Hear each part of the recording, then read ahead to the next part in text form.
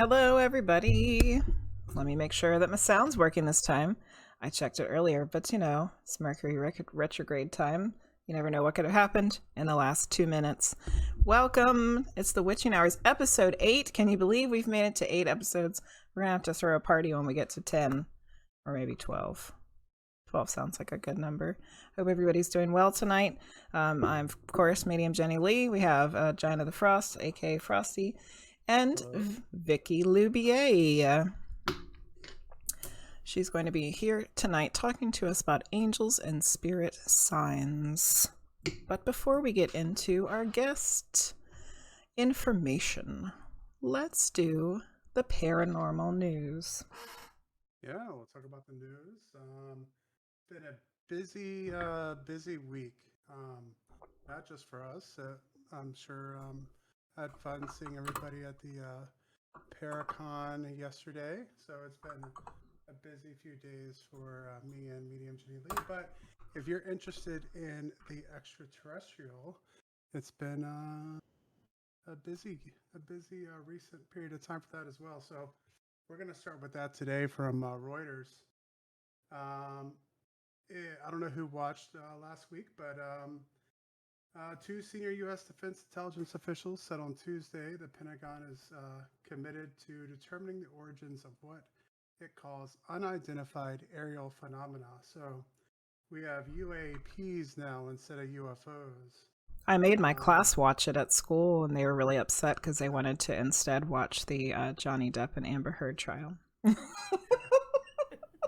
So yeah, this was May 17th. So the two officials, Ronald Maltry and Scott Bray, appeared before a House of Representatives Intelligence Subcommittee for the first public U.S. congressional hearing on the subject in half a century. So really, the U.S. government hasn't talked about UFOs since Project Blue Book. For 50 years. Wow. They've talked about that now. 11 months after a government report documented more than 140 cases of unidentified aerial phenomena, or UAPs, the U.S. military pilots have observed since 2004. So these aren't going back over old Project Blue Book cases, but just cases from the military since 2004. That's not even including civilian stuff. By police officers and stuff. Yeah, that's true. Just military. Just military pilots. Bray, the deputy director of Naval Intelligence, said the number of UAPs officially cataloged by newly formed Pentagon task force has grown to 400 cases. Both officials chose their words carefully in describing the task force work, including the question of possible extraterrestrial origins, which Bray said defense and intelligence analysts had not ruled out. Bray did say that we have no material. We have detected no emanations within the UAP task force that would suggest it as anything non-terrestrial in origin. And if you watched it, I think that the big takeaway from it is that they didn't want to. They wanted to encourage military personnel to talk about their experiences and not be fearful of being grounded, especially military pilots being forced to not to fly because of some kind of mental check put on their record. Yeah. After making a report. And so I think, ladies and gentlemen, this is probably the closest we've gotten in my lifetime to some kind of government acknowledgement. Yeah, I think what we've been talking about for a very long time. The biggest thing out of it, I thought, was that they're saying we're not going to stigmatize people that talk about it anymore. Yeah, and that's huge. That's a huge thing. Yeah. So we got Norsk, Sylvie, and we have a first-time chatter, Wrigglars, and they were saying that Joe Rogan talks about this stuff daily. It is a huge topic right now. Yeah. Yep. Well, I mean, I've talked a lot about on this show. I mean, I started listening to Coast to Coast AM in 1998, roughly in the 90s, and they've been talking. since I kind of entered this weird world of paranormal, and this has been something that we've always wondered, if it would happen. Yeah. We're not completely there, but I think this is a huge step. When the U.S. government is saying this isn't ours, it could be Chinese or Russian, but it's not ours. Yeah. And I think we know if it's not ours and it's beyond our even secret capabilities, then I doubt it's the Russian or the Chinese. So we'll see. Some of it definitely is not. Yeah. And we have Salty. Yay, Salty. And so also, I guess good to mention. Oh no, I think we lost Vicki. She froze and then she disappeared. Now my camera's messed Now your camera's split down the middle. Now we'll see if we can get her back here. It's probably a good time to talk about, I think in August, our show in August, we might be talking about some of this and disclosure. Is this disclosure? I don't know. And we can talk about, we're going to have a guest on. We'll talk about this more in August. But the second story for tonight is from the AP, the Associated Press, says that the home that inspired the Conjuring movie series sells for more than 1.5 million. I saw that. Chip Coffee shared it on Instagram and stuff. Yeah. Fumi said he can't hear you very well, Frosty. Let's see if I can just turn you up a little bit. Volume, so. All right, talk now. You're the tech person. All right, Fimbus, can you hear him better now? Talk some more. Yep. So yeah, Chip Coffee shared that on Instagram. That they sold it. Put the mic in front. Yeah. See, he's the. Yeah. I mean, I have it the way I've always had it, so it shouldn't be any different. Let's see what we can do here. Okay, Vicki is not back yet. So hopefully she'll return soon, and we'll just keep talking about the news. Oh, here we go. She has returned. All right, let's see.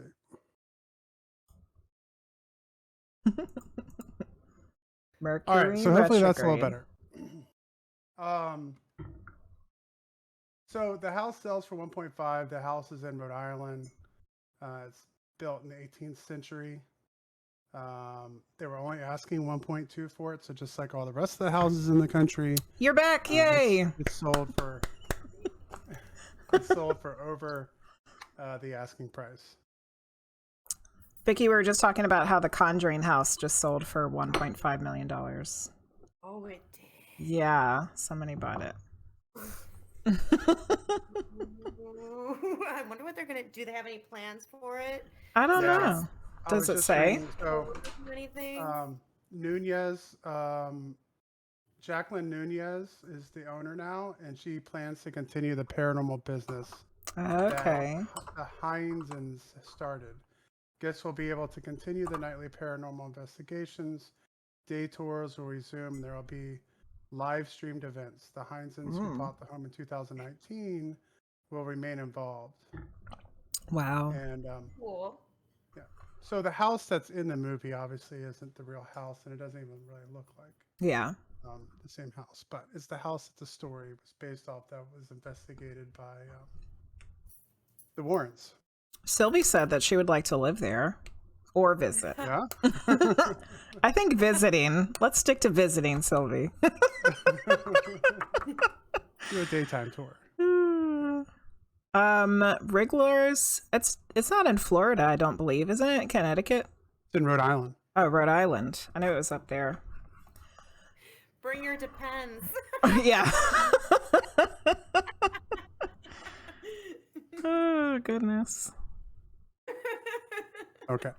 Little Wing is they're still complaining about your talking. They can only hear you when you're talking to the microphone. I don't control my audio, so you have to complain to the technical department. Let's see. The third story I have today is Patricia Krenwinkel, one of the women that participated in the Charles Manson murders Oh, was yeah. recommended for parole this week. A parole board in California recommended that Patricia Krenwinkel, a former Charles Manson follower and convicted murderer in the notorious 1969 killing spree, should be released, officials said Thursday. The decision will head to the Board of Parole Hearings Legal Division for review. Spokesperson for the California Department of Corrections and Rehabilitation said. So she's 74 years old, and she was specifically incarcerated for stabbing Folger coffee heiress Abigail Folger and celebrity hairstylist Jay Sebring. I think she was specifically for Folger. And so, yeah, she's up for, in 2017, she came up for parole and was denied, and now they're giving it to her. If I'm not mistaken, she'll be the only person who ever got parole out of that whole crew. Yeah. What do you guys think about that? What do you think, Vicki? Well, there's an element of mental abuse there. Yeah. And I feel like those girls were manipulated. They were probably in a place in life where they were looking for direction, and they went, and followed Manson. They were doing all of that, all of those psychedelic drugs, which, obviously it's fine in small doses psychologically, right? But in those quantities, it would be really easy to manipulate someone and change their entire belief system. True. So I think she should be, honestly, I've worked for the Department of Corrections at a high level. I've worked in the counsel's office at the Department of Corrections in New York. Oh, cool. And so I've seen kind of both sides of things. I've seen that the inmate side, they make you go to prison and walk around a state prison. Yeah. Even if you just work in the office. So I've kind of seen that side of things. So I do have the compassion for the prisoners. And if you think about it, we've all got a shadow, and we've all made mistakes. Obviously, not all of us have been manipulated to the point where we would commit murder. But, there's an element of free will within it. And I honestly think at this point in her life, she's 74 years old. She's not going to go and do it again. I'm pretty sure she knows what she did was not acceptable and just, pretty despicable. And I'm sure, she's dealt with it for herself. To sit in a cell and deal with herself for that long. I think she's over it. Probably. Let her out. Let her out. Let her enjoy the little bit of life she might have left. Yeah. Because I think, didn't you see, Jeremy, that all the other ones, everybody else has passed? Like is she the only one that's left? No. Oh, okay. I know Charles Manson passed. I think there's some that are still alive, but no one else has gotten parole. I thought the other ladies had passed away. One of the other ones came up for parole last year, and she was denied. So. Very interesting. Unless, you never know. I mean, maybe they have since the last time I looked into it. Yeah. How many people were murdered? Can't remember. Oh, I got the story here. I'm sure it's in here. Let's see. I think, 7 people. 7. Yeah. Yeah. I didn't realize. I guess I probably didn't even realize that. Because, Sharon Tate was pregnant, right? Yeah, the Sharon Tate one is the most famous of them all. But yeah, I guess I didn't realize there was obviously lots. They were having others. A party there. Yeah, they were having a party. They killed everybody. Yeah, crazy. Trying to start a race war. That was Manson's plot. Was to get the Black Panther Party blamed for the murder. Really? So that he could create a race war. Yeah. Oh. Well, he should have just waited 50 years, and now we got one anyway. Anyway, let's talk about something else.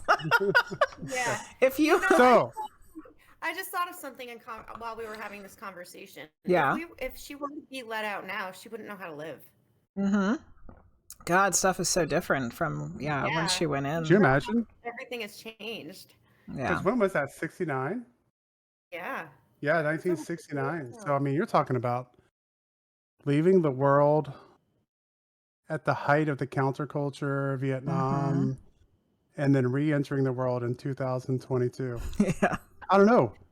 What Does she is it? even want to go Are back things more now? crazy now, or were things more crazy in 1969? I have no clue. I have no I don't clue. I don't know. know. I always thought of like the 60s as this huge time period of turmoil. And it's like, man, I'll never see that. And now I don't, maybe we live in a crazier time than 1869. I don't Or a similar time. know. Yeah, Yeah. there's parallels for Yeah. sure. All right, well, let's talk about Yes. Vicki. Tell us So, about Vicki. Vicki Loubier, Divinely Aligned, is an intuitive, evidential medium and integrated energy therapy master instructor. Vicki offers mediumship readings, integrated energy therapy alignments, and tarot and oracle card reading services. In a mediumship reading, Vicki will connect with your ancestors, angels, and your higher self to bring you messages of healing and to guide you on your soul's mission. Vicki also offers tarot, angel card, and oracle card readings for more specific questions. Vicki is naturally curious and a lifelong learner. As a natural medium, she has been seeing auras and receiving messages in dreams since childhood. As an adult, her angels and spirit guides caught up to her so that she couldn't ignore her gifts and had to develop them to help others. She has studied mediumship with Cindy Keza. Vicki is a certified integrated energy therapy master instructor. She teaches classes and leads groups in manifestation and vision boarding, tarot and oracle cards, integrated energy therapy, and working with the angels. Welcome to the Witching Hours, Vicki Yay. Loubier. Thank you so much for having me. My fellow Cindy K's class member. We're the best. Doesn't she have the best students? We had the best classes, and we had the best students in our Yes, class. we did. I was just talking about, we were just me and Frosty were just having this conversation yesterday about how I really, out of all the classes I took with her, I don't think there was anybody in there that was just like a jerk or trying to just get famous or like anything bad. Like everybody was there, for our own different reasons, but for something that was for the good of everybody, like, yeah, good people in there. Yeah, we were talking about that earlier because we were at a Paracon yesterday and we were talking to a ghost hunting group and they were talking about using psychic mediums in their investigations. Mm-hmm. And obviously they've had really good experiences. They've also had experiences where they thought maybe the person wasn't as truthful about their abilities as they had led on in certain occasions. And me and Jenny were talking about that, and we were talking about maybe paranormal television has gotten so big that there's a lot of people, and you can see it with paranormal groups where people are they're in it to get a TV show. That's not to say that they're not good investigators or they're not doing a good job, but they definitely have a goal of like Let's get making famous. it big time and Yeah. getting a TV show and stuff like that. And you were talking about how through all the mediums and stuff like that you've met working in your classes and stuff like that you have not really found that to be the case. Like definitely I want to do this as a career, I want to have a business for this, but not like necessarily trying to latch on just for like a television career. No. Which I think is Yeah. Yeah. I haven't met anybody from our classes. As we do our like television that. show, welcome to Yeah. the Witching Hours. So we're small time fries here. I guess the first question I have to ask you, Vicki, is we're talking about angels. So what do you mean, and what are we specifically talking about when we use the word angel here? Okay, I love this question. So very generally, angel means messenger of God. So if we think about it, you can call it God, you can call it the universe, you can call it Great Spirit, right? But angels are the helpers, and angels each have different assignments, okay? If I really think about it, I think of an angel as a state of consciousness. If I want to let me think. If I want to ask for help while I'm giving a message circle, I will call in Angel Gabriel. If I had COVID in Thanksgiving of 2020, and I was very sick, I was alone for most of the time, and I was calling Archangel Raphael every day, invoking Archangel Raphael because he's our divine healer. Okay. He'll come in. I was asking him to clear my lungs. So everybody has angels. Everybody can connect with angels. It's as easy as asking. They're right there and they want to connect with you. Everybody has at least 2 angels as guardian angels, and you can always call in the other angels or cherubs, whatever you're looking for help with at the time. You can call in that angel. Okay. So we're talking about the same angels that essentially from the religious text, whether it's Islam, Christianity, Judaism, Old Testament stuff. Michael, Okay. Raphael, Metatron, Sandalphon. Okay. And do we have and just feel free to tell me if I'm going too deep into the religion side of this here, but like, do we know, is it something that, do you have a rough idea of how many of these angels exist? Is there a finite number of them, or there's like a huge number of these angels, or? There's not a finite number of angels. There are choirs of angels. There are virtues of angels. There are groups of angels. They're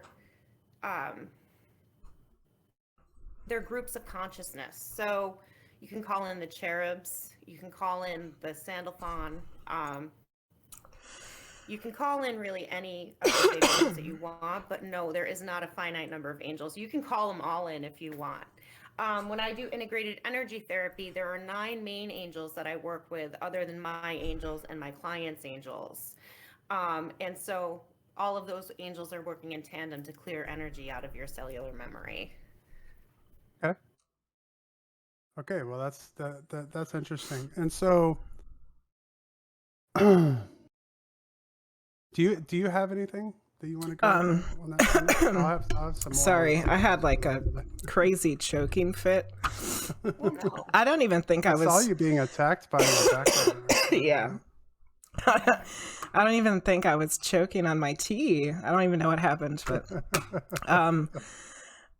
so I missed, unfortunately, quite a bit of what you're saying.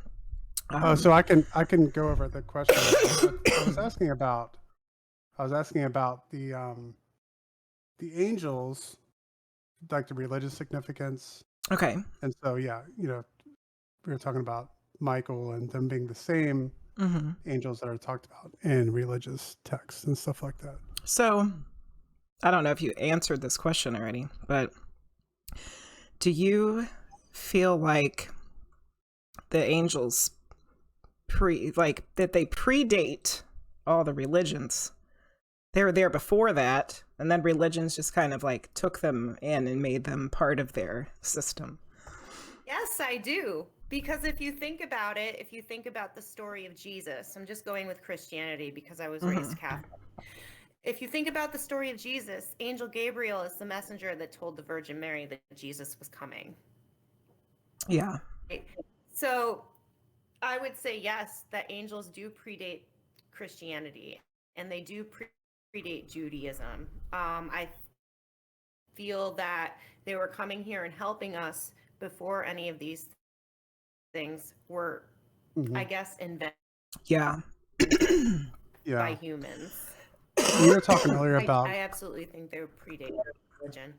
Gabriel being the messenger, which I think Gabriel is also the one who, in Islam, brought visited Muhammad and gave him the writings of to write down the Quran. So that was like another message from Gabriel there.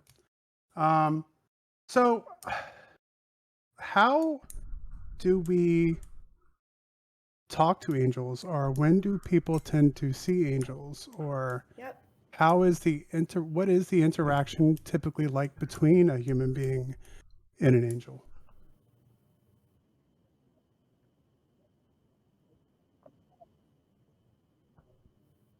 Oh no. We can't hear you, Lost Vicki, audio for a some second. reason. Technical difficulties. A lot tonight. of technical All right. difficulties. Well, Okay, there we go. Oh. you know, I believe that it depends on your perception and your situation. For the last question, what's the interaction like? Mhm. For the first, okay, so that was 3 questions. So, so the first question.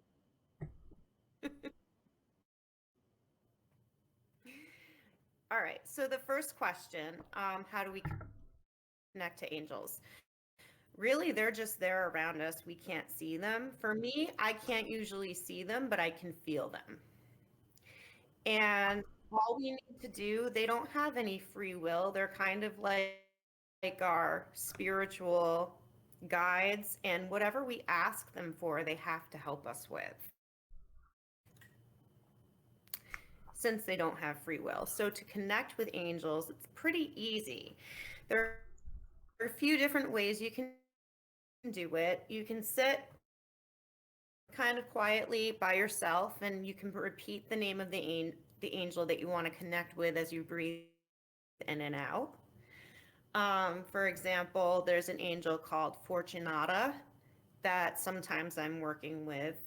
She is in charge of abundance. So you can kind of sit there in a quiet or meditative state and repeat her name, Fortunata, Fortunata, as you breathe in and out.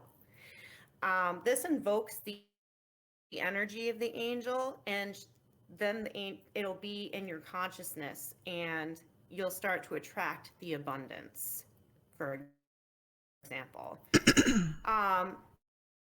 Another way you can connect with your angels is just ask. It doesn't have to be anything ritualized. You can just say, "Hey, angels, I'm having a really rough day, and if you're my guardian angels, and if you're there, can you please send me some signs? Or can you please show me something that will kind of lift me up?"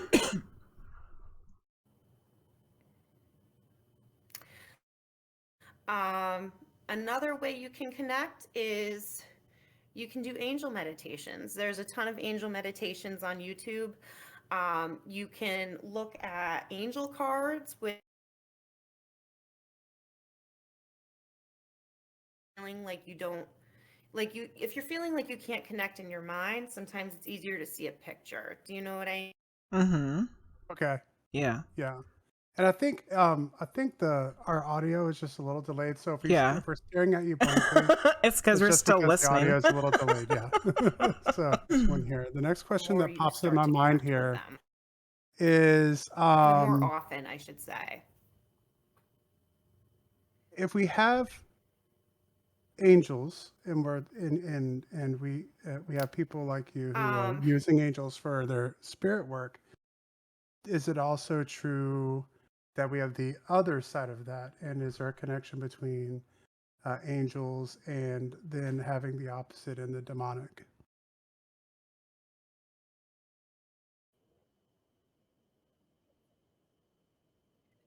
Oh, right. I thought so. I think she's like really behind now. Yeah, it's just really delayed right now. I almost wonder if we should stop and invite her back, and then because I think that's just going to continue. Okay. All right. So Vicki, I don't know if you can hear me. I'm going to call you right back. Yes, we're going to call you back in a second. Okay. So while we're doing that, I'll go over to what we have in chat here. Riglars, Supernatural does a great job making fun of those TV shows. I haven't watched Supernatural yet. I know a ton of people who watch Supernatural. I haven't seen that yet. So do you recommend that one? Seems like maybe you do.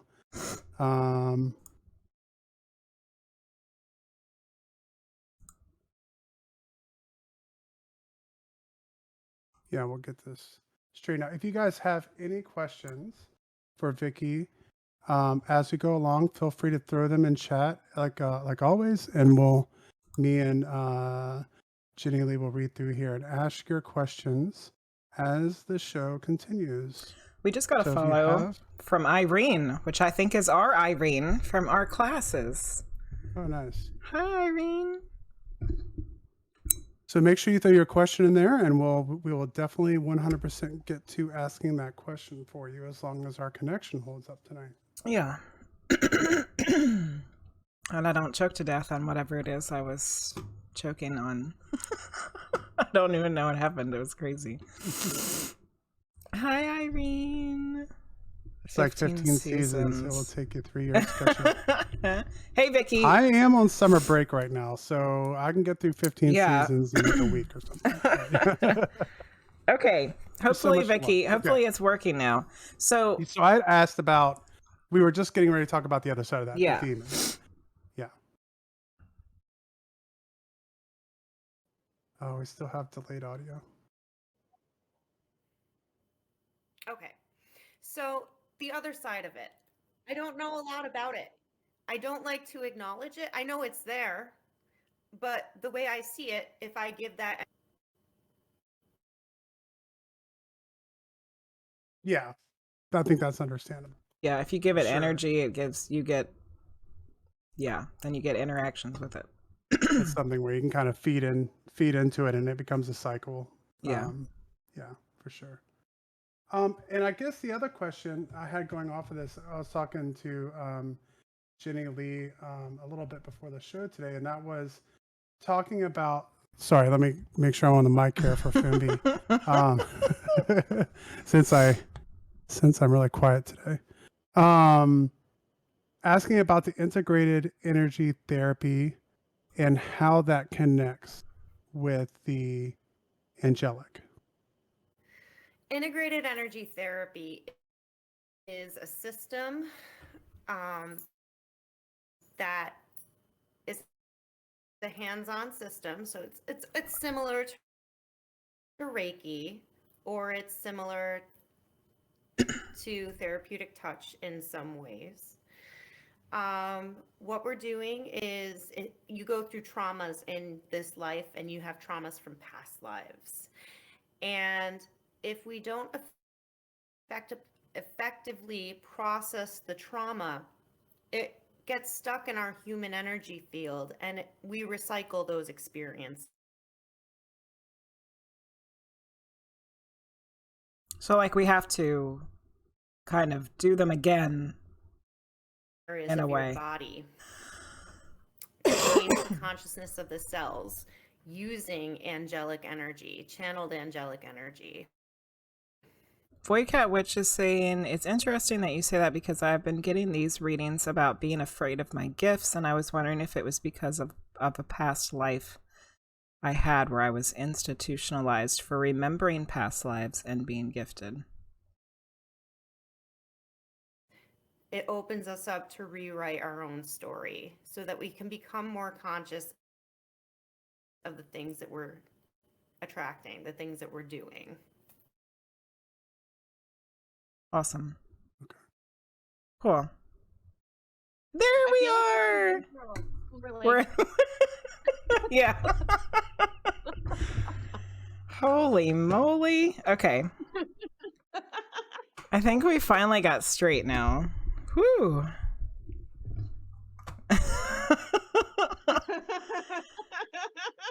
All right. Vicki's here. We can see her and hear her. She can hear us. And it seems like there's not a delay.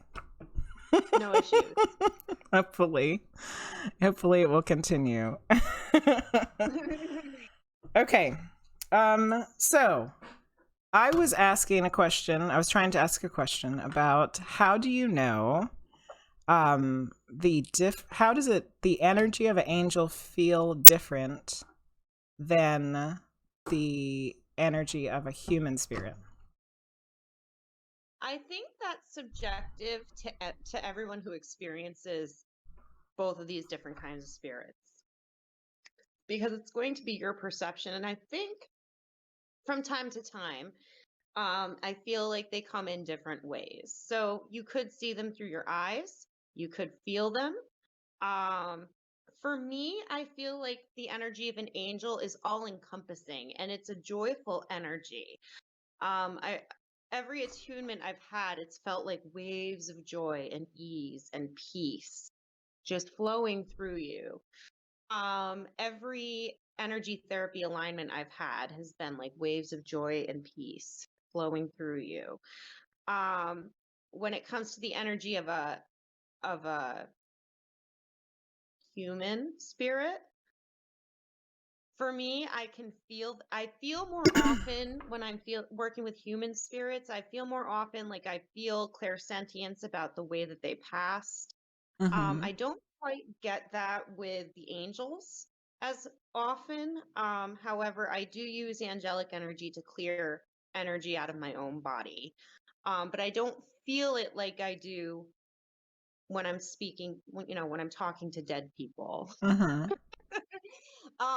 I feel like the energy of an angel can almost be like a bubble, like an all-encompassing bubble is how it feels. Or sometimes it feels like, so there's your heart, but then there's the divine heart, which is behind you, behind your heart and your back. Mm-hmm. And sometimes it feels like they're holding me up by my divine heart. Oh, that's really interesting. Yeah. So it's very much like, okay, whatever I want, I got it. Or whatever happens, I got this. Like I'm held up, Yeah. Um, Literally. they got me by the heart. Yeah. That's cool. So I feel like when I feel angels, it's more all encompassing. It's like being in a bubble of peace and safety. Riglar said it makes them feel like they have goosebumps, but in a good way. Yes. The goosebumps, the chills, those are confirmations too. Those are spirit signs too. And is there like a clear delineation for you between angels and spirit guides?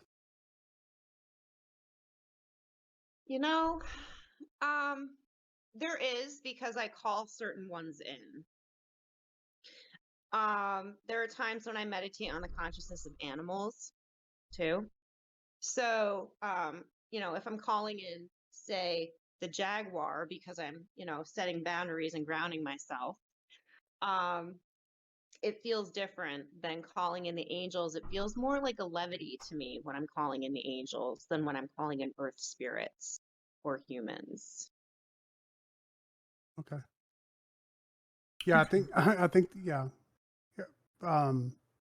I was just curious about that because sometimes I've thought, and I'm not a psychic medium, so like I have to, when I hear these things, I'm trying to visualize like what that's like for someone who practices those things, and I've kind of already taken on like the thought in my head that the spirit guides kind of have this angelic kind of quality to them, and just from my conversations, obviously with Jenny, and so that I was curious about the connection there.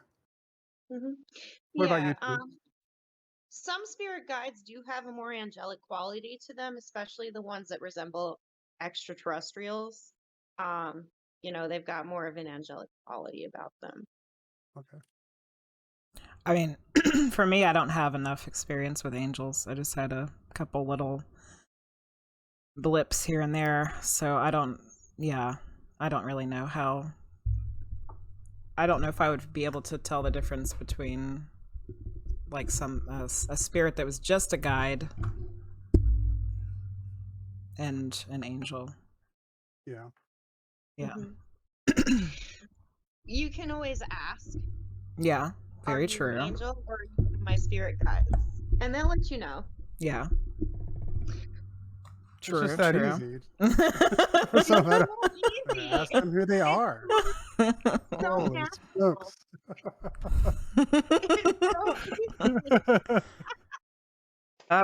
When we were talking earlier today, Vicki, you were talking about how you see them as colors. So could you explain that? Oh, absolutely. So I like to take a lot of walks in nature. And sometimes I'll kind of glance out of the corner of my eye, and it's almost like you see a blob of color. And sometimes they're red, sometimes it's kind of like a flash of yellow. Very often I see purples and blues. Once in a while I'll see green. And it's kind of just like a blob of color in your vision field. for me. Some people Yeah. see them with me. I thought that might be a good segue into the photograph that you sent me to share. Oh yeah, thank So will you. you? I'm getting ready to show it, and then will you explain what's Yeah, going on in this picture? absolutely. Absolutely. So, I actually remember the date because when something like this happens, you remember it. So the date I took that picture was June 1st, 2014. And I sat in my apartment and I was listening to the Beatles. I went outside and I was admiring the rhododendron bush in front of my apartment at the time. And I was just sending it a lot of love. I was thinking about my grandmother who passed when I was 16. She always had rhododendrons in her yard. And I thought about her. I thought about the rhododendrons that she had and all the different flowers. And I decided to just take a picture of the bush. And when I took the picture, you'll see on the photo when you see it, there's a rainbow going through the bush. And if you look off to the left side, there's a face that almost looks like John Lennon. It's very tiny. And I had to kind of zoom in and blow it up to see it. But taking that photo was life changing. I have a lot of friends who see things in photos. I have a lot of friends who are mediums. And a lot of my friends they've said they've seen an owl in the photo. Some people have said they saw portals and fairies. One girl that I met once told me she counted the portals. And I'm thinking, how did you see all those? I don't know how to see portals yet. Right? So she's sitting there with a picture counting the portals. And I'm sitting here like, I don't know what that is.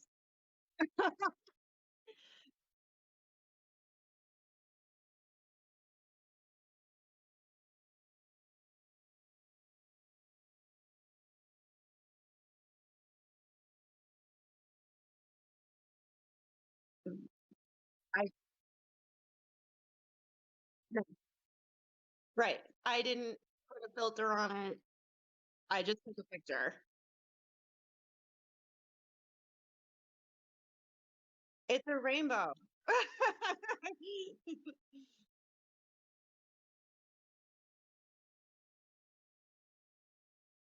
Yeah. Yeah. It looks like a huge spirit, doesn't it? Because I mean, when you see the picture. Little Wing says that she sees the owl too.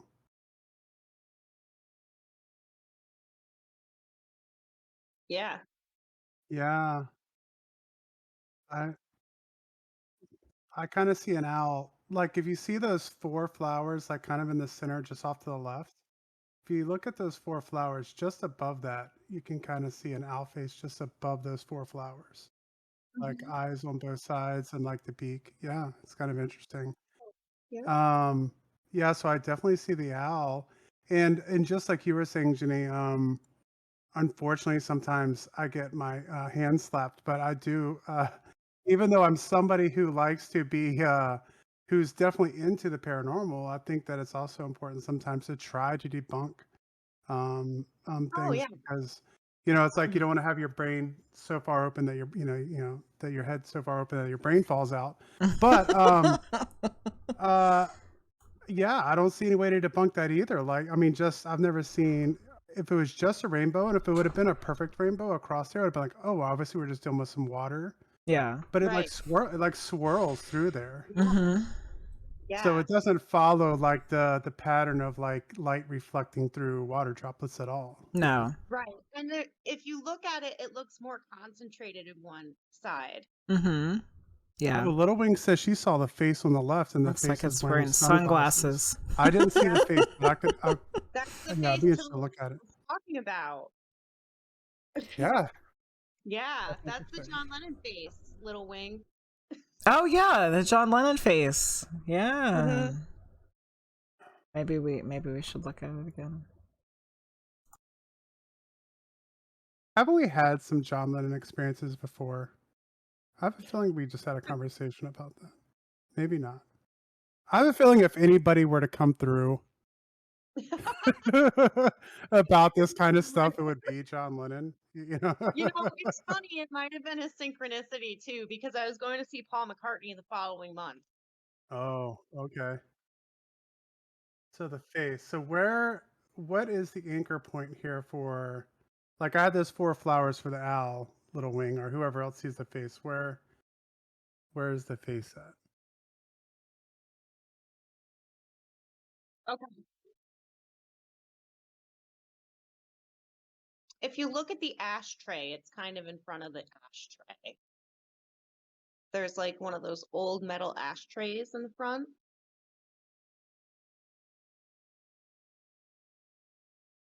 Let's see the ashtray.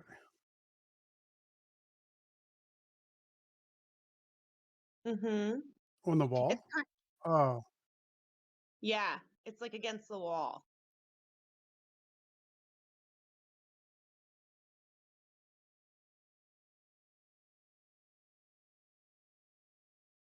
Mm-hmm. Kind of looks like that. it's like in the light green part of the rainbow. Yeah.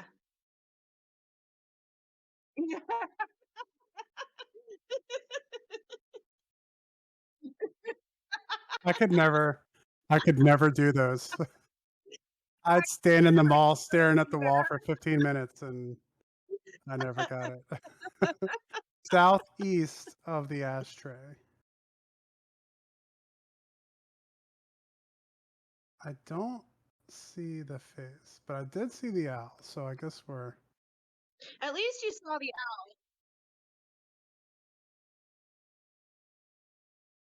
Either, no matter what, whatever you see in there, the fact that it's this supposed to just be a picture of a bush of flowers and there's this crazy rainbow Just the energy light. Yeah, just the rainbow energy is really going cool. across the whole thing almost is just, and yeah, it's amazing. And we've gone through some really crazy pictures with like paranormal investigation where we've like seen lots of different light. I've never seen anything like that No. before. Yeah, I don't know. Yeah. I don't know what else that could be other than some energy that, you know, was captured. Yeah. Yeah. So Pretty cool. wild. And yes, I would actually say if you're looking at the smaller picture that the face is southwest, because I'm looking at it at my screen right now. If you look at the old tray, I would say it's southeast of the ashtray, but it's in the southwest hemisphere of the picture. Okay. We've broken the whole thing down like it's a map. Yeah. It's in the yellow kind of, if you look at the yellow, there's yellow in the face, yellow, green, and there's like red on top, and the bottom is blue. So if you're kind of, you know, the hemispheres of the photo. Still on that.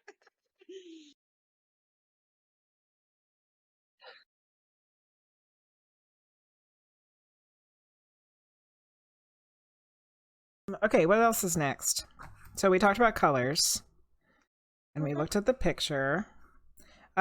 What is the deal? I feel like Jerry Seinfeld. What is the deal with angel numbers?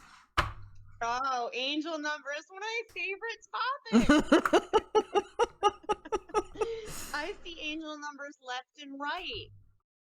All right, so sometimes angel numbers, and most of the time, I would say that angel numbers are confirmation that you're on the right path in whatever it is that you're looking at. You can get some different books. You can go to some different websites that'll explain the angel numbers for you. You can Google them, okay? Since every number basically is a symbol that carries a different energy, right? Mm-hmm.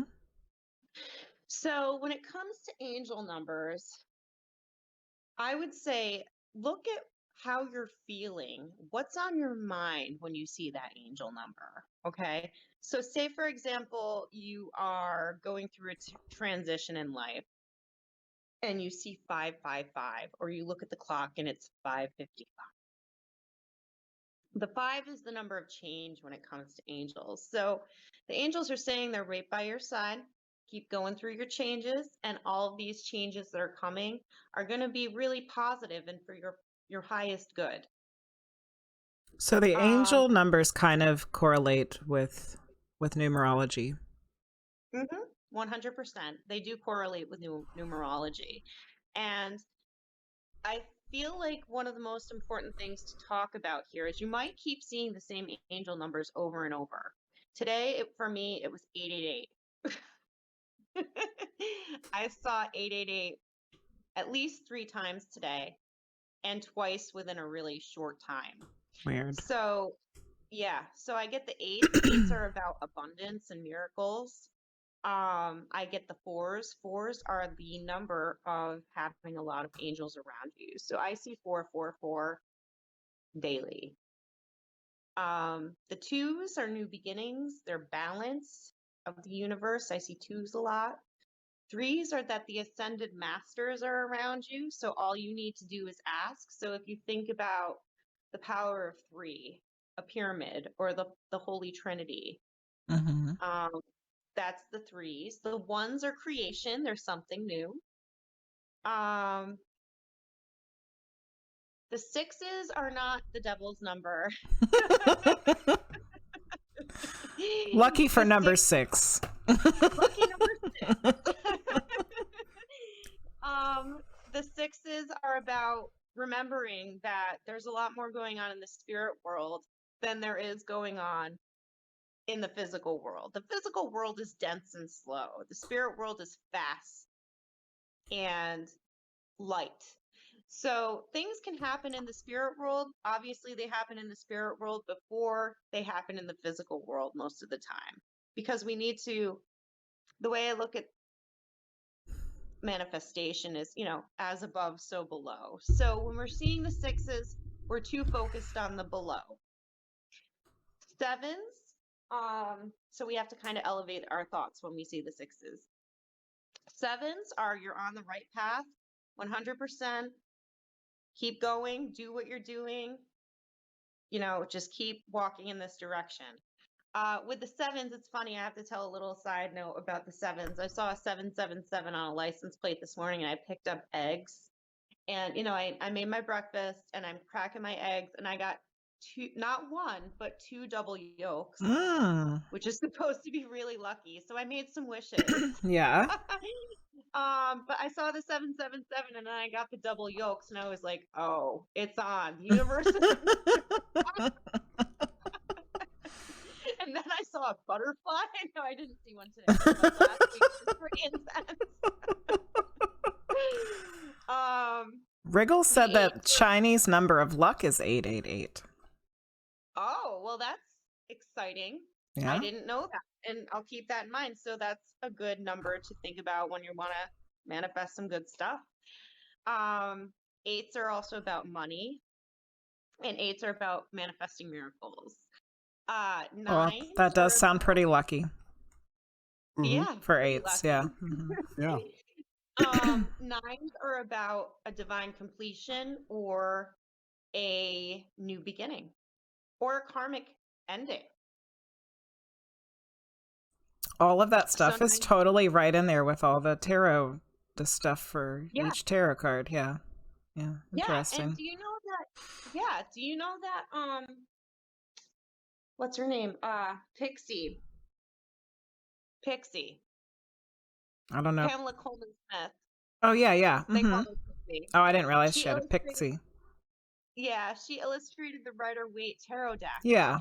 And actually, this week was World Tarot Day, so happy World Tarot Day. Oh, how did we miss this?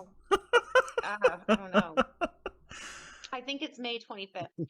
Anyway, so Pixie channeled the angel Raziel, I believe, when she did the artwork for the Rider-Waite deck. So it all goes down the same drain. Yeah. Yeah, and there are a ton of angels in the tarot deck. So I like the way, because you used that earlier when we were talking about it all going kind of down the same drain, and I think the more we talk about spirituality itself. I think you could say that about a lot of this I religion, agree. spirituality. I think so much of it all goes down the same drain. So much of it does. Yeah. And then Irene said, poor sixes. Poor Poor sixes. sixes. Uh-oh, Oh. Irene. Poor sixes. You had a very cool story about your 777 that you told me earlier today. Would you want to share that one? I would love to. Okay. I thought about it, and I was making notes, and I was thinking, what am I going to talk about? And I was thinking, I'm going to call this the calling card story. Yeah. So I had a reading a couple of years ago, right before the pandemic began, with a friend of mine locally. Her name's Tracy Flutie, and she's been doing this work for 25 years. She's been doing readings on people. She's been doing mediumship. She's a natural born medium. During my reading, I asked her to focus on my grandmother, who was a huge part of my life. And she said to me, Tracy said to me, Vicki, you've been seeing the number 777, and your grandmother communicates to you in this. And at the time, I said, well, that's awesome, because the sevens are a great number to have, you know? The sevens are, you're on your right path, everything's lucky, miracles are coming. I'm so glad my grandma's sending this to me. And it didn't really click. So over a year later, I was doing my own circle at a local coffee shop called Mocha Lisa's. And I love doing circles there. It's a really cute little place. And, you know, the day after my circle, I was a little bit weepy, because I think doing this work, we give all of these compassionate messages to others, and we are always sharing our gifts with others and kind of giving pieces of ourselves away. And so I had just moved, and I was organizing my closet. I was alone. I think it was a Monday. And I thought, man, I really miss my grandmother right now. I wish someone would give me a message like I'm always giving to people about my grandmother. I would really just love to connect with her and feel her, and, you know. So I thought, well, I used to call her every day. Every day after school when I was a kid, I used to call her on the phone. My dad is kind of gifted. My dad can talk to animals, which is a pretty cool gift. And my dad's a pretty high empath, and he's a pretty good read on people. He's a medium too, but he doesn't use it like I do. He just kind of uses it for himself. So he came over because he was helping me hang some things in my apartment. I had just moved. And he said, I was crying, and I said, Dad, I really miss Grandma. And I said, I was just thinking about her, you know, and I give all this, basically what I just told you. I give all this energy to everyone else. Sometimes I just want someone to give me. And my father looked at me and he said, oh, Vicki, she's standing right behind you. And then he said, remember you used to come home from school and call her on the phone every day? And then it clicked for me, because I thought that, and then he said it. It clicked for me why she was sending me 777. Her phone number was 877-7029. And it took you a whole year to figure out that your reading was literally you communicate with her through 777. I could not put, yeah. I just took it with a grain of salt. I'm like, okay, great. She's giving me miracles. She's giving me luck. She's telling me I'm on the right path. That's how I took it at the time. But it took the work, and I think mediumship class opened me up to that. Yeah. I think I had to go through mediumship class to learn that. Yeah, that's crazy. Because your reading with your friend Tracy was literally exactly what it was. Like, yeah. You connected with her every day by having to dial those numbers. And here she was, like, showing you these things as your signs. I know. And it took a whole year to figure it out. Like, that is just, yeah. And that's the thing with reading. Sometimes people don't connect them right away because, you get like the psychic amnesia. You're like, oh yeah, my, grandma's name was Patty or whatever. You know what I mean? Yeah. But you don't always connect it right away. Sometimes it takes time and integration for you to have that aha moment. Yeah. Yeah.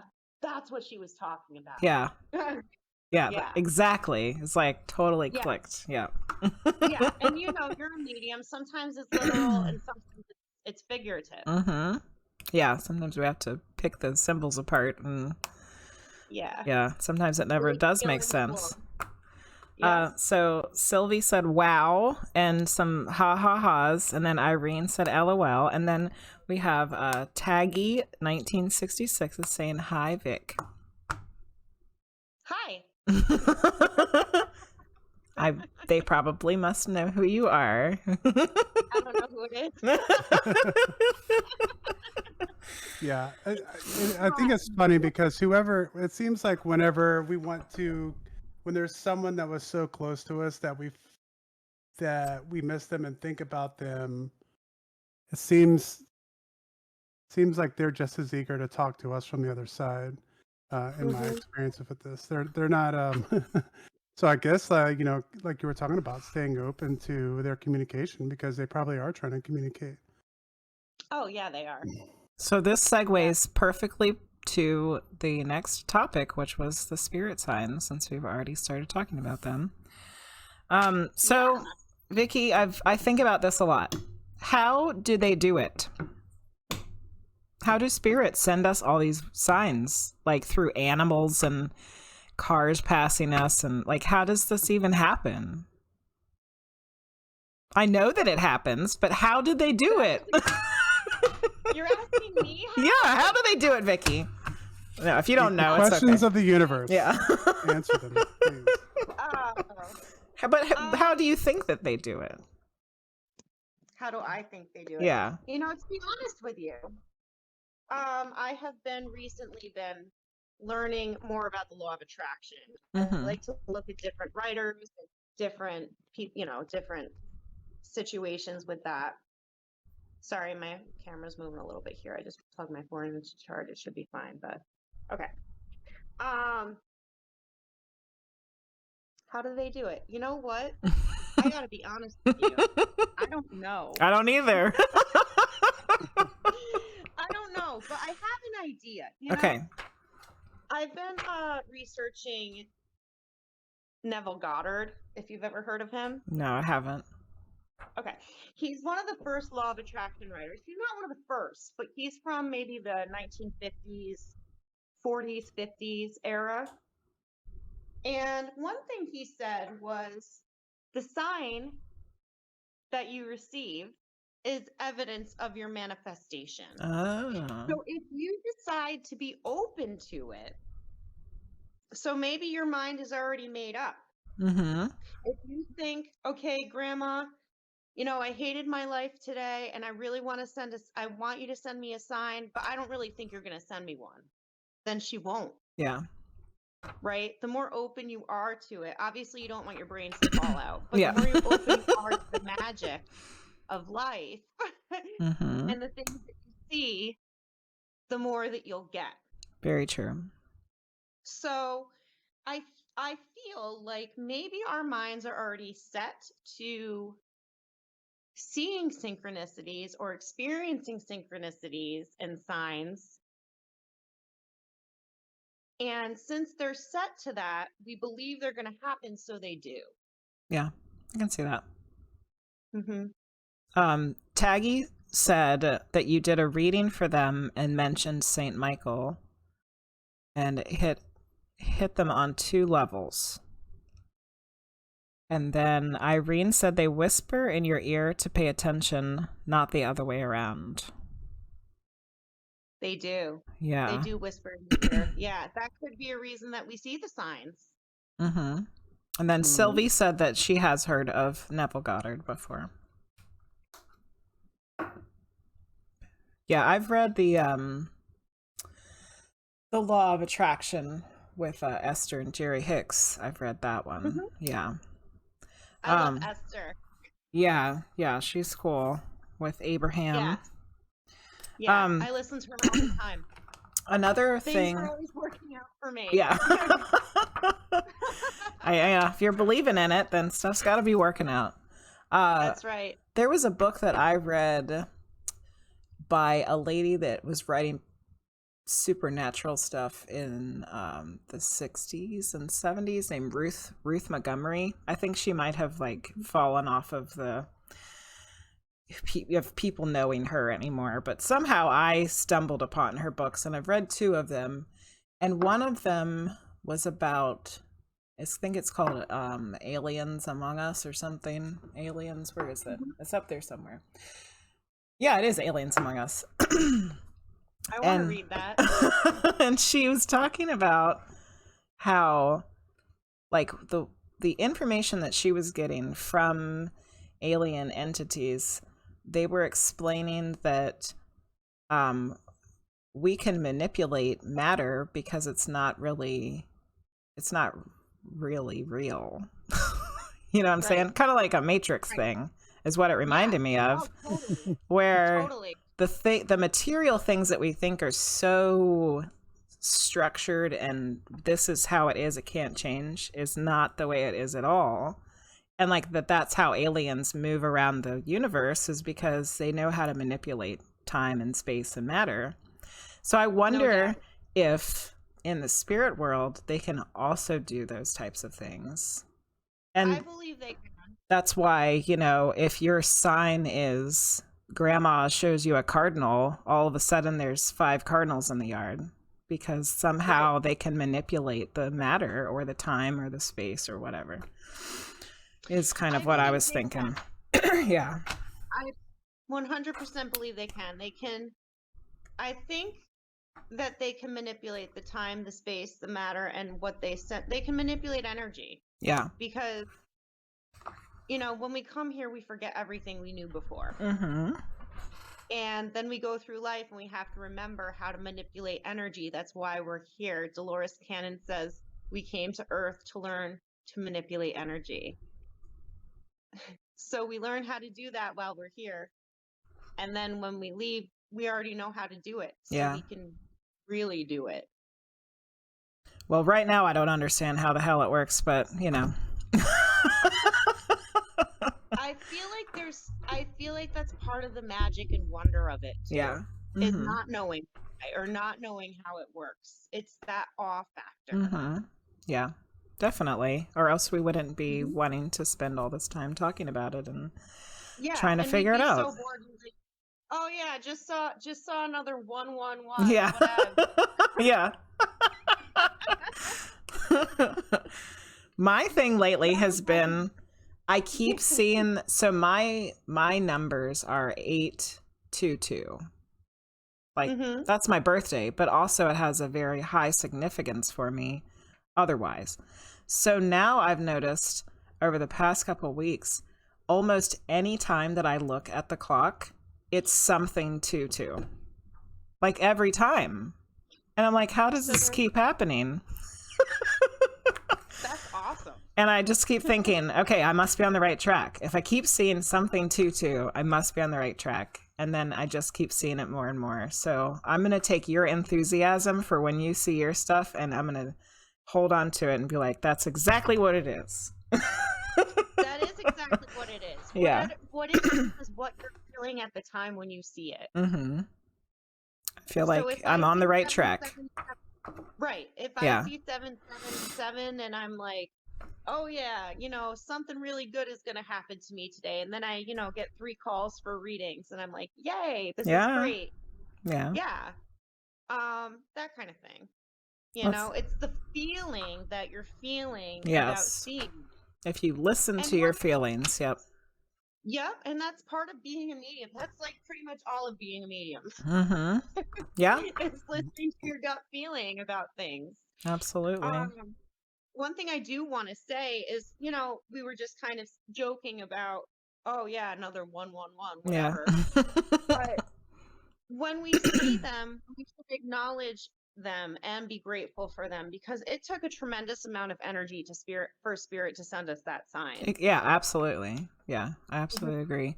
So Irene was saying she's funny. I'm not sure who she was talking about, but then she said they're funny is probably more appropriate. I think she might be talking about spirit there. And then Riglar said, if we had it all figured out, life would be boring. It's like a video game with all the cheat codes unlocked. Yes. Yeah, it would be. Very true. We wouldn't have anything to look forward to. Mm-hmm. You know, if we knew everything that was going to happen for us. Yeah. So here's another question about spirit signs. Other than numbers, what do you feel are some of the most common ones that people experience? I would say hearing a song that reminds you of the person.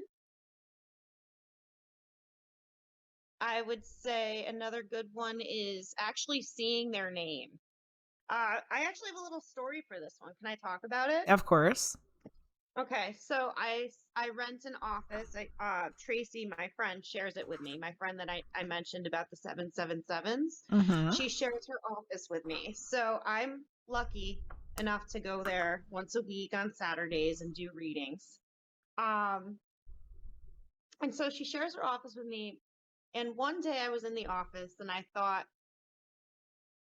I'm just going to, I don't know, I'm going to meditate for a little bit, because I had a little bit of time between readings. And I looked over at the bookshelf. We have a bookshelf with, it's got her college diploma on it.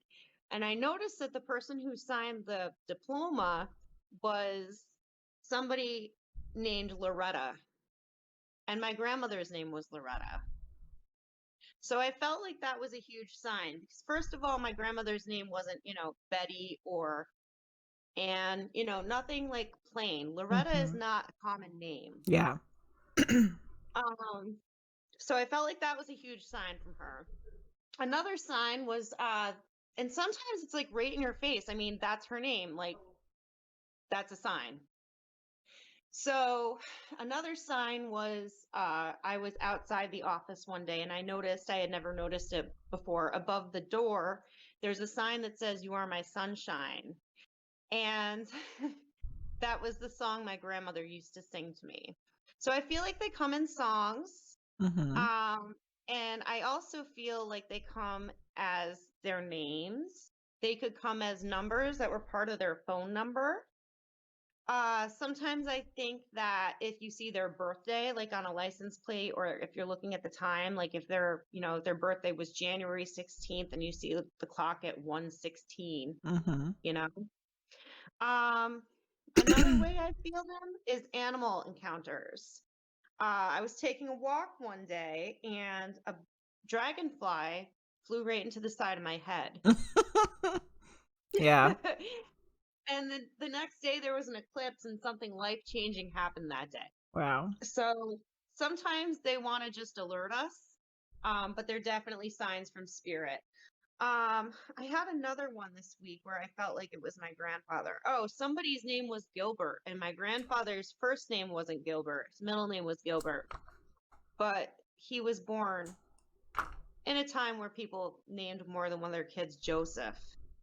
So I saw somebody named Gilbert, and I thought, nobody's name is Gilbert nowadays, other than Gilbert Grape. But I thought of my grandfather, and I thought, oh, he's right here. So sometimes their names will come through. Animals. I feel like the day after my grandfather's funeral, I was sitting in my car, and a dragonfly came and hovered in front of the windshield for a good 5 minutes and looked at me. Wow. Flew away, came back, and hovered for another 3 or 4 minutes. Yeah, dragonflies are a big one for me too. Me too. Butterflies too, monarch butterflies. Another way that I feel like they come through is in light. So very often, you're a medium too, so you might experience this. In the last 2 apartments I've lived in, I've had my lights flicker a lot, like a lot. when I'm thinking about important things, you know, Yeah. or trying to make a big decision, or if I'm, you know, attuning myself or, you know, doing energy work or kind of tuned in, the lights will flicker and I'll ask a question to myself and the lights will flicker. On Thursday, my power blipped, went out, and I still have my Christmas tree up. Yeah, I've seen a picture of it. The lights on the Christmas tree came on when they weren't on before. Oh, weird. Yeah. So somebody was saying hi. Somebody was saying keep your light on. Oh, yeah, yeah. Taggy said that their grandmother comes through with the song Hello, Dolly. Oh my goodness. So I just heard that song on Friday. Oh, weird. And I hadn't heard it in years, and I thought it was my grandpa because he used to sing it. There you go. Must be a popular grandparent song. Hello, Dolly. Louis Armstrong was huge. And Taggy also said that they have a squirrel sign. A squirrel sign? Yeah, like the squirrel is one of their signs, spirit signs. Oh, they see squirrels. Yeah. Oh, that's cool. Yeah. I have a great dragonfly story to back up your dragonfly stories. Oh, sweet. So, I'd love to hear it. This was probably last summer. So it's probably been almost a year ago. And at that point, I had only seriously been doing this for about 6 months, like trying to be professional, you know. And I was having a rough time, and I was like, I don't know if I want to do this anymore. And I said, if I'm supposed to still do this, please give me a sign. And I had just been doing one of my streams. It was a Friday night, and I think it went terribly. And I was like, okay, you know, this is it. So I go upstairs to let the dog go out, and it's like 11:30 at night, and a frickin' dragonfly flies into the house at 11:30 at night. Have you ever seen a dragonfly at night? I've never seen a dragonfly at night. Maybe they're out there and I never realized it. But this one flew it flew right into the house.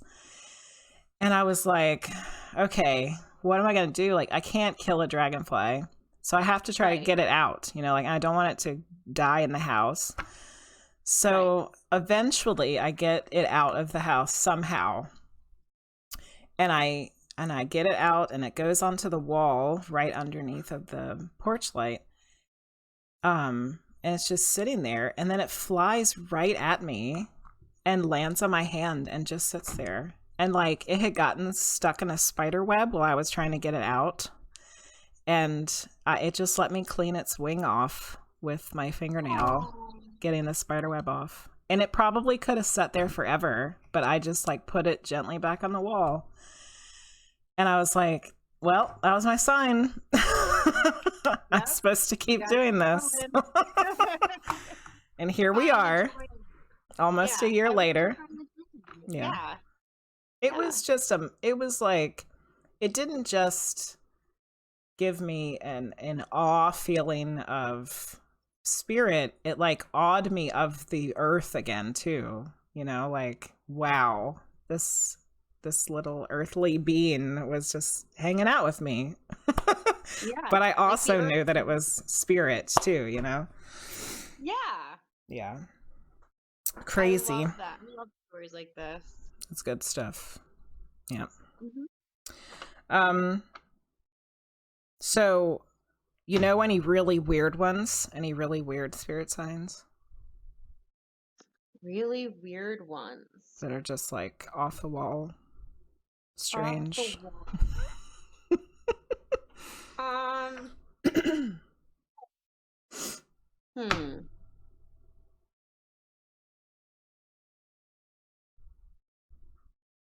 Or does anybody in chat know any weird spirit signs that they've personally had that isn't that's not your typical stuff, you know, the numbers, the songs, the animals?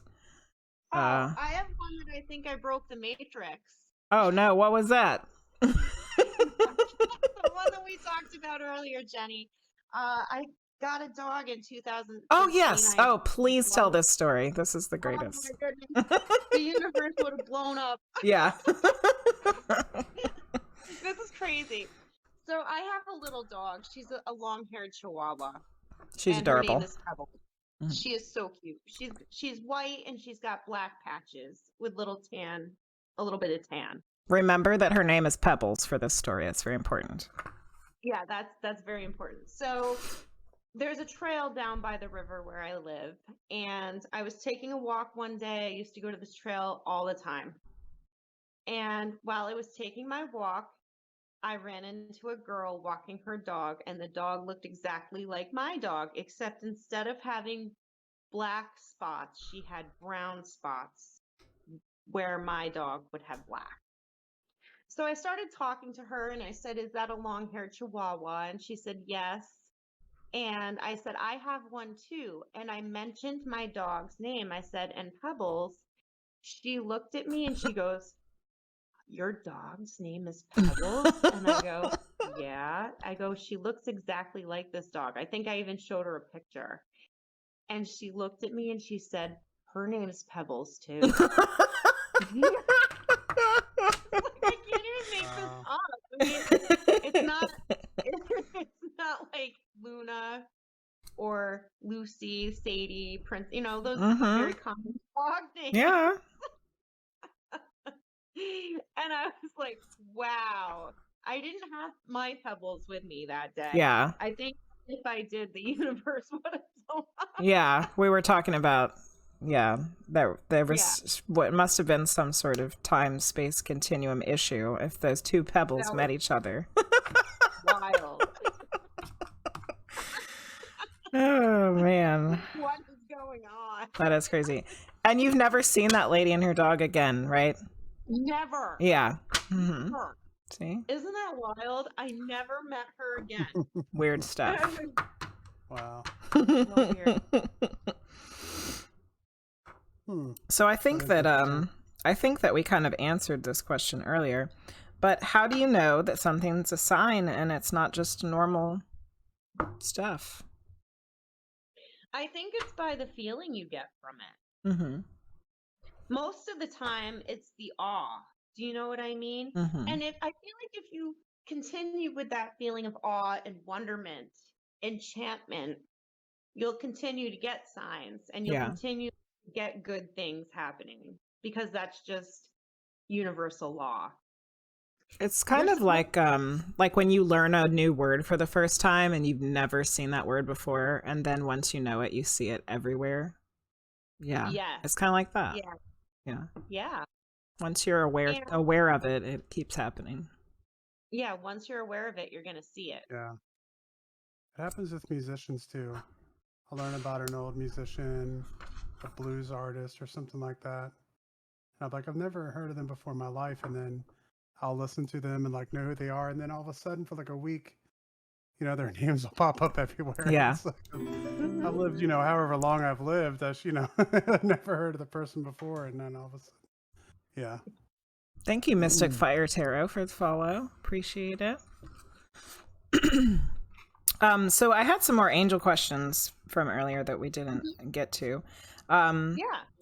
Which ones do you work with the most often? All right. So the most often, and these are good, kind of, I don't want to say everyday angels, like run-of-the-mill angel. Okay, these are just good angels to work with for me. Mm-hmm. I believe that we create our own reality through our thoughts. That's just consciousness. So very often I work with Metatron. Metatron is the scribe of God. He helps us to create our reality through our thoughts. So he's expanding our consciousness. So if you sit down and you write a story about your life, like, Abraham and Esther Hicks says this all the time, you're telling your story. Mm-hmm. So Metatron helps us to do that. So I feel like Metatron is one of the more empowering angels to work with. And he has a great name. I know. Sounds like he should be in the Transformers squad or something. I know. And you know what? I feel like there is more of an intimacy with Metatron because Metatron was a person once. Oh. He ascended. He's one of 2 humans that ever ascended to become angels. Who's the other one? The other one is Sandalphon. See, I don't know that one either. That's a great name too. Yeah, they're both from the Jewish tradition. Started with the Jewish tradition. Metatron was the prophet Enoch before he was made into an angel. Okay, I do know that name. So Metatron's the scribe of God. He helps us to create our reality through our thoughts. So if we sit down and we write a story about how we want our life to look, and then we ask Metatron to help us with that, he's going to help us with it. He's going to help us write our story. He helps us step into our divine power. Metatron also helps Indigo Children. I know a lot of us mediums are Indigo Children. Explain what that is for people who don't know. An Indigo Child. Okay. A lot of us have been misdiagnosed as having ADD, ADHD, or being on the spectrum. Indigo Children, we're highly creative. We're highly intuitive. We're very smart. We see auras, and, you know, we kind of communicate with spirit, and we've been doing it for a long time. And it's the kind of thing where we were doing it when we were kids, but we might have been told we were misbehaving or being disruptive in class. You know what I mean by this? Yeah. We didn't really fit in at school. Yep. And a lot of us were medicated, do you know what I mean? And kind of put on that conditioned life. And I'm not saying that there's anything wrong with being medicated. You know, if your doctor says you need medicine, then by all means take it. Okay, Indigo Children, another characteristic is that we're just highly spiritual, highly tuned. We are kind of on this planet to just, if you listen to Dolores Cannon, she says that the Indigo Children are here to just be. And, you know, if we go out to the grocery store, for example, only our presence raises the vibration of the planet if we're second wave to go. Yeah. Yeah. But Metatron also helps psychic kids. He also helps psychics. So if you need some help with your readings or you want more clarity in your readings, you can ask Metatron. You can call him in before a reading. And a lot of these angels, well, go ahead. I was going to say, Irene said Optimus Prime teams up with Metatron in the new Transformers sequel. Sounds like it'll be a hit blockbuster movie, Irene.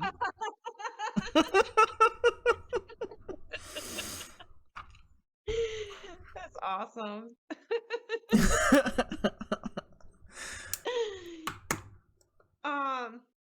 And you know what? A lot of these angels that I'm about to talk about, you'll see lines blurred between them.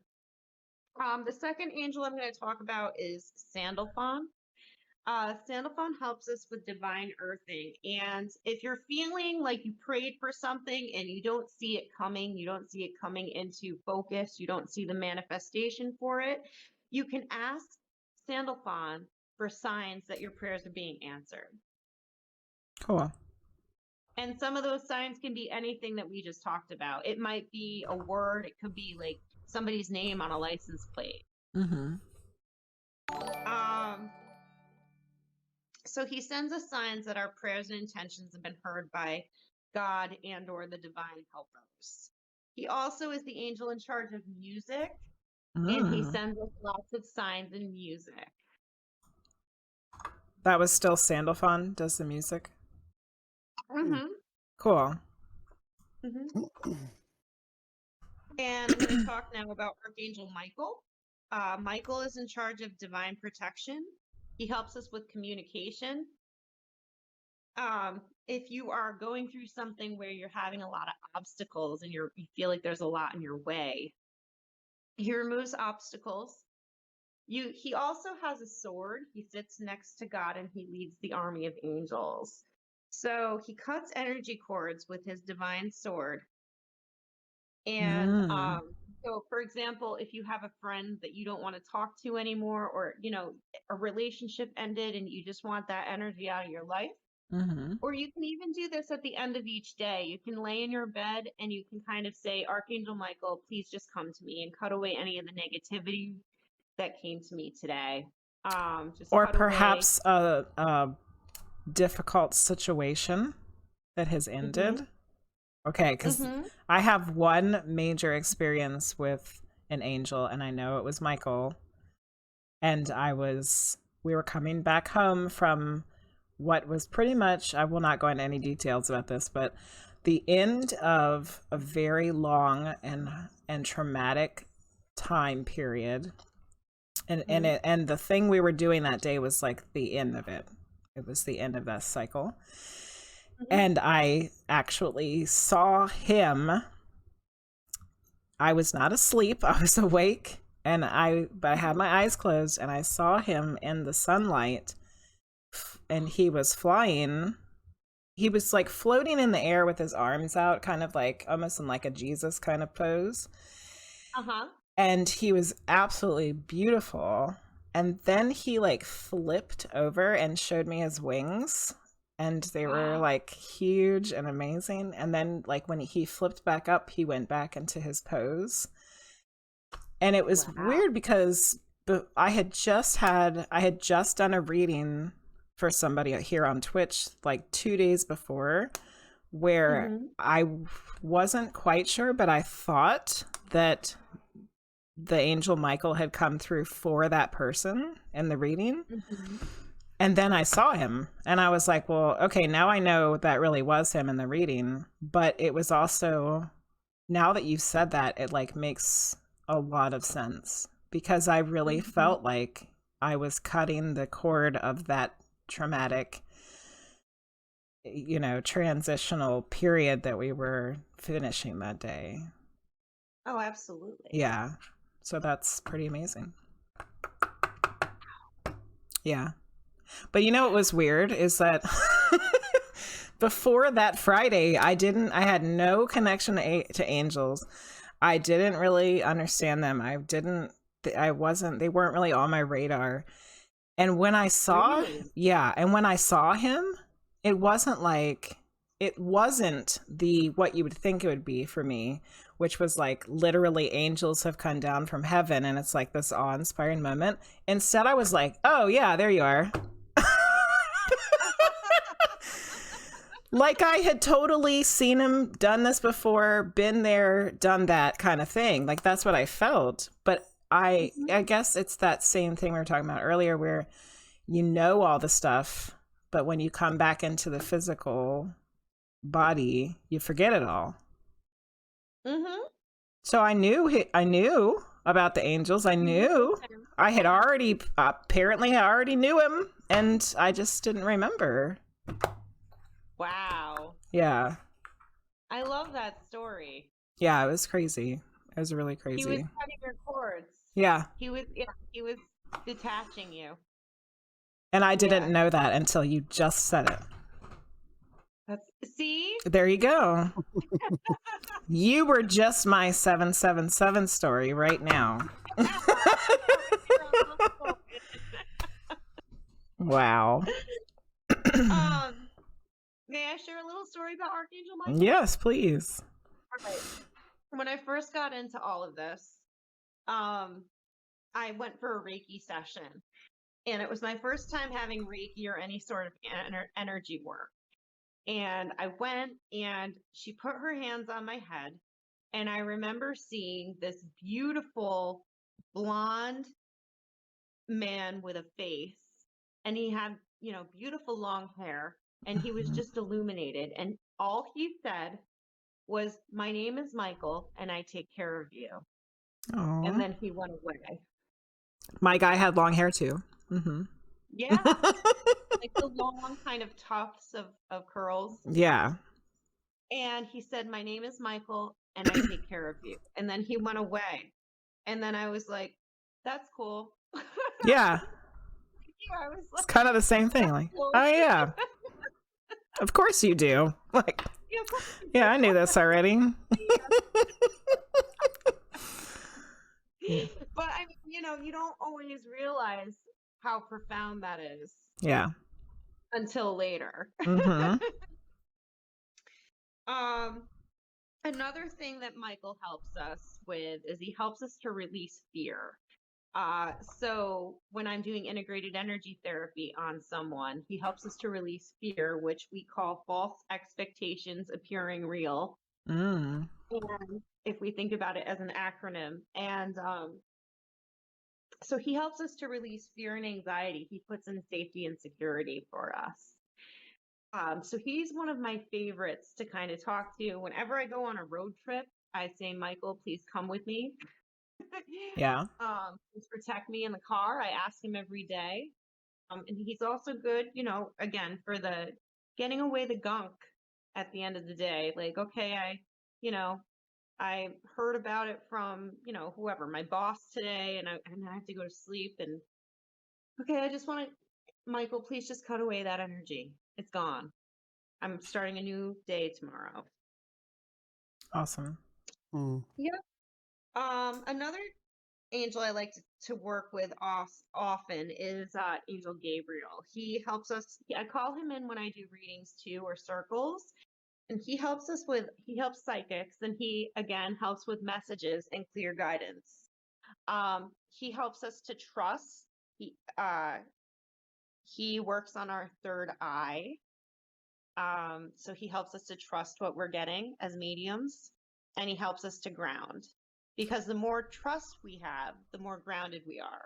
That's pretty interesting too, because there was only one other time that I felt like I saw an angel, and I was meditating pretty deeply, and I was starting to see things, and I saw an angel that I know wasn't Michael, because I had already seen him, and I was like, this is somebody different. And Frost Giant tried to help me figure out who it was, and we narrowed it down to, I'm pretty sure it was Gabriel. Oh, that's awesome. So that makes sense for what you're saying, because that's basically what I was doing at the time, was meditating and working on my psychic stuff, and yeah, all the stuff you just said. So awesome. That's more clarification for me too.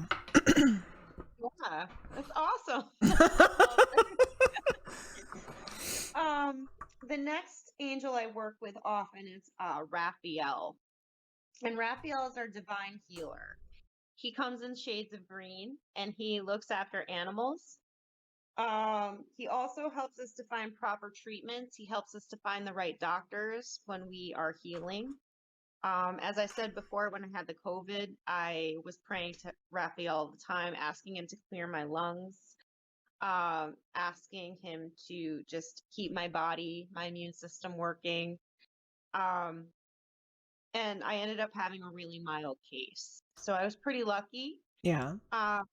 But also the whole time I was praying to and invoking Raphael. So, and if you're ever in the hospital or you're in an accident, you can call on Raphael. And one thing I want to say here is that the angels don't get upset when you call on them. They're omnipresent. So say somebody's having a car accident in Hawaii, and, somebody's in the hospital in France, and Archangel Raphael is needed at both places. You can call on this energy and it will be there. It doesn't matter that, Archangel Raphael is helping this person in Hawaii. They're still going to help the person in France. Yeah. Too, because of omnipotent presence. And time and space doesn't work the same. No, it doesn't. In the spirit world, like, really, there isn't time. There's no time. Yeah. Time is a human concept. Exactly.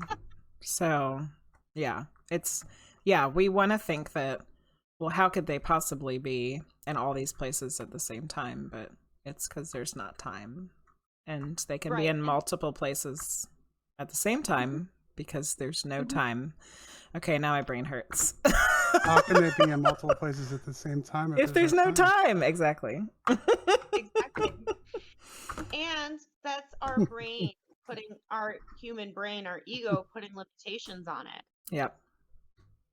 They're unlimited. Just because we don't understand it doesn't mean it's not happening. Right. Yeah. And I think we might start to understand some of these things in the upcoming years as things start to be more uncovered. Yeah. Oh Yeah. yeah, I mean that's you know what's going on with astrophysics and stuff right now with space time and Mm-hmm. kind of all those. You know, I think that'll be important for the human understanding of those things, trying to understand time and space, and Mm-hmm. I think those questions are very slowly being unveiled. Yeah, they've already proven that matter can be in multiple places at the same time. With Yeah, yeah. Or the And fact they that time moves faster, closer to gravity than it does away from gravity. So, Or that things can or slower, communicate, sorry. like matter can communicate with itself over great vast distances with no time lapsing in between. They figured that out too. Mm-hmm. And these are all things that the spiritual people already knew. You know? Yeah. Yeah. Yeah. But science is starting to prove it, which is great. Yep. And I think they had some of the answers before, but they weren't given to us. I think there are some answers that are hidden from us. Mm-hmm. Yeah, that makes sense. That are high level answers. Mm-hmm. So I think some of those high level answers might eventually be given to us too. Yeah. Once we can kind of wrap our heads around it. Yeah, I can see that. Mm-hmm. Yeah, like what we were talking about with the UFOs. Yeah, at the beginning. Yeah. If there's if there's things about that they keep secret, then what else? What Yeah. else do they know What that else are they the keeping government doesn't secret? want to tell us? So much. For me, it's a conundrum though, because all these things that they could possibly be keeping secret, but at the same time, the more I learn about government and people, I don't know if it's possible for them be competent enough to keep to know these things and keep the secrets. But we'll see. That's more recent people, though, Yeah. I think. I've got a couple more angels here. Sure. The next angel I talk to a lot is Angel Haniel. She is the angel. Her name means joy of God. So if I'm feeling like I need more joy in my life, I need to start experiencing more joy or feeling more joy, I'll ask Haniel to help me. She also helps us to tune into our divine feminine side and kind She of that. also has a great name. She does have a great name. She also has a perfume. Oh, yeah, you're talking about that. I bought a perfume. It's called Haniel. That's why I bought it. It's made by the angels. By the angels. Yeah. God, it's so good. Okay. The last angel I want to talk about is Angel Ariel. She is the angel that's in charge of integrated energy therapy. She's the angel that kind of gave all of the points to the person who invented integrated energy therapy. So, Ariel, she helps us to carry out our soul's mission, which is basically our divine purpose. Ariel is the angel in charge of mediumship. So, if you're doing a mediumship show,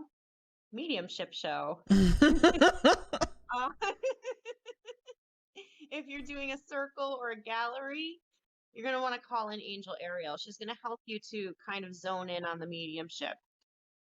She also is in charge of everything on this planet. She's in charge of the fairies. She helps us to figure out which crystals to use. She helps us, she takes care of the flora and the fauna, the trees and the flowers. She also she also helps and guides the elemental spirits. So those are the spirits of the land. Mm-hmm. Very interesting. Yeah. You had mentioned earlier, but we didn't really get to talk about it, that you felt like you were having fairy interactions. Oh, yeah. This has happened for a while, actually. The fairy interactions, I feel like when I'm walking in nature, out of the corner of my eye, I'll see colors. I don't know that I've actually seen a fairy yet, but Yeah. I'll see flash of color, and they usually come in yellow, light pink, and purple. Hmm. I left them a rose quartz outside, so I hope they're happy. Yeah. I think that they like gifts, right? That's a fairy thing. They love it. Yeah. So rose quartz is Angel Ariel's crystal. Oh, so cool. I think they'll probably really vibe with that. That's cool. Yeah, I have picked up on fairies once in a reading. Oh, that's cool. Yeah, that was actually for Salty, I think, who's in here, probably lurking maybe.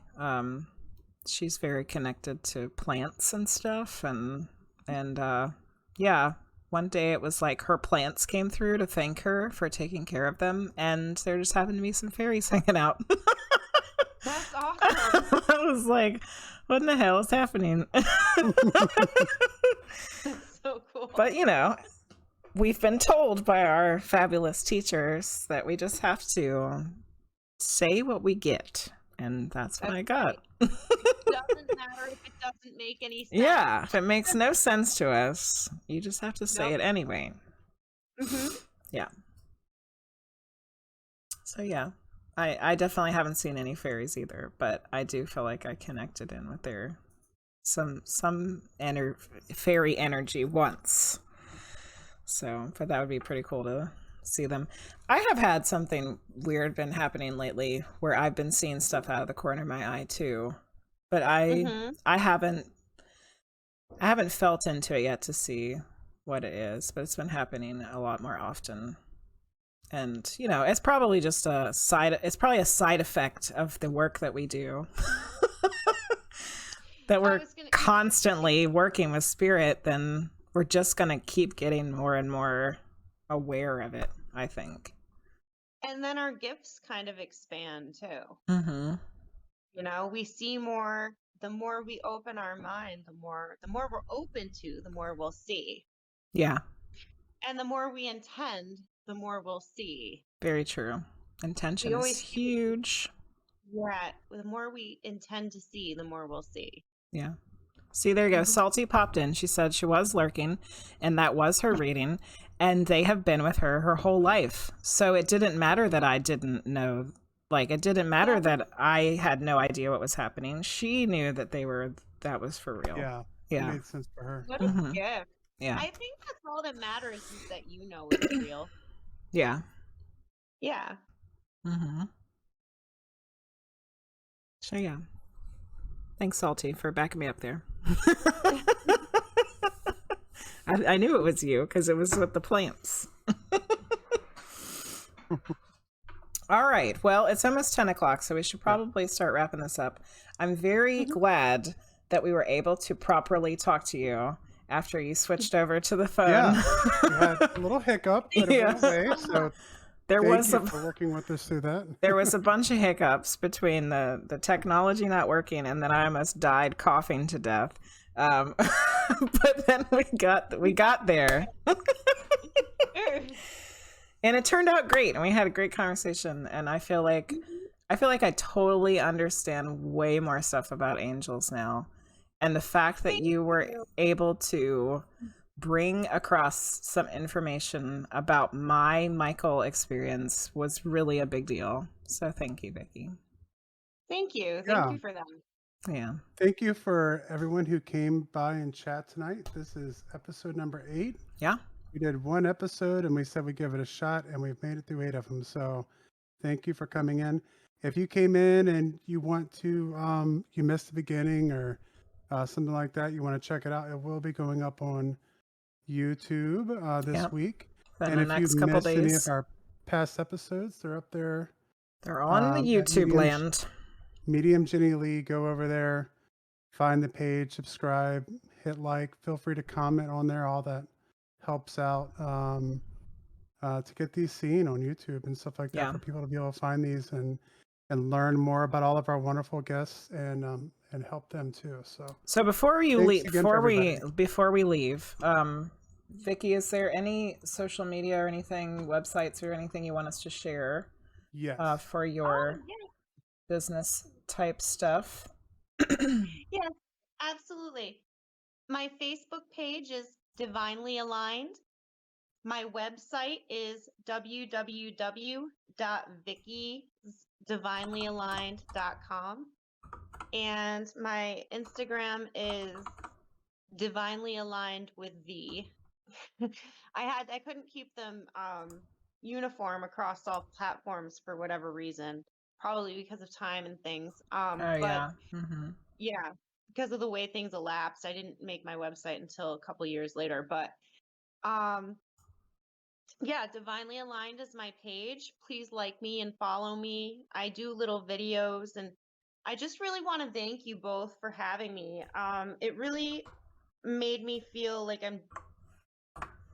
I'm carrying out my soul's purpose in educating people about angels.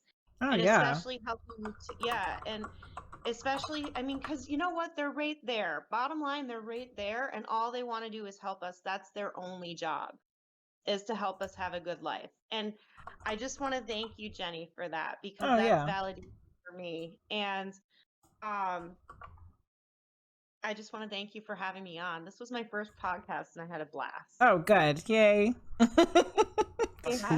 Yeah. You. So yeah, both. thank you for being on. We put your Instagram and your Facebook in the chat so people can hop on over there and follow you and do all that wonderful, all that jazz. And thank you so much. Yep. And yes, so thank you, Vicki, for being on and all the great information. And